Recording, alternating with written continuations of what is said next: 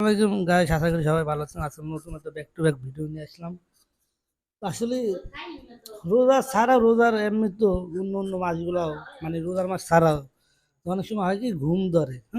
তো ঘুমের আসলে আমি মনে করি কিছুটা চা খেলে অনেকটা উপকার হয়, এটা বাস্তব। চা খেলে অনেক সময় একটু ক্লান্তি বোধ সবকিছু দূর হয়, এটা বাস্তব। এটা সত্য যে চা খাইলে অনেক উপকারও আছে। হ্যাঁ, চাটা অনেক হয় কি যে আপনার কিছু সময় শরীর ব্যথা থাকে, কন্টিনিউ কাম করলে, অনেক লম্বা টাইম কাম করলে, হ্যাঁ, তো অনেক সময় ঘাট তো হয় কি একটু ব্যথা হয়ে যাবে।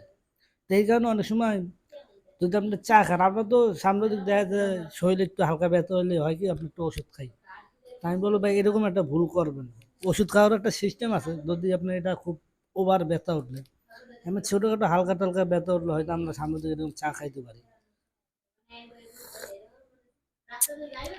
তো এরকম চা খাইলে হবে কি হালকা যে ব্যথাগুলো হয় না, মানে আমাদের হয় না সামান্য হালকা ব্যথা, এগুলোর জন্য আপনাদের কোনো ব্যথার ওষুধ আমি মনে করি খাওয়া লাগে না।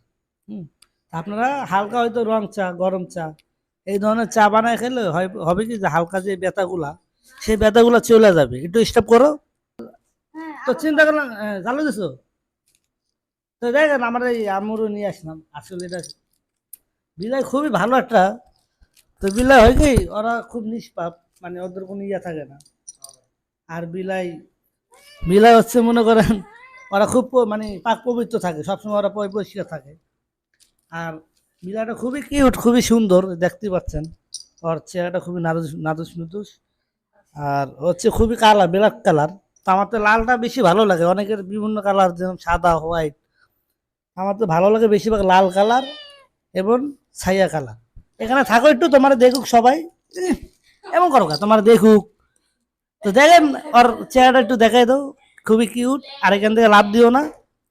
তো যাই হোক, এখন মেন যে বিষয়ে আমি কথা বলি সেটা হচ্ছে আর একটু দেখালাম এই জন্যই যে আমার পশু পাখির উপরে আমার অনেক মায়া, পশু পাখি আমারও খুব ভালো লাগে।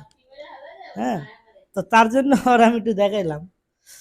তো বিলারি সম্বন্ধে আর একটা ভিডিওতে আপনাদের সামনে বলবো, সেটা অন্য অন্য ভিডিওতে নিয়ে আসবো।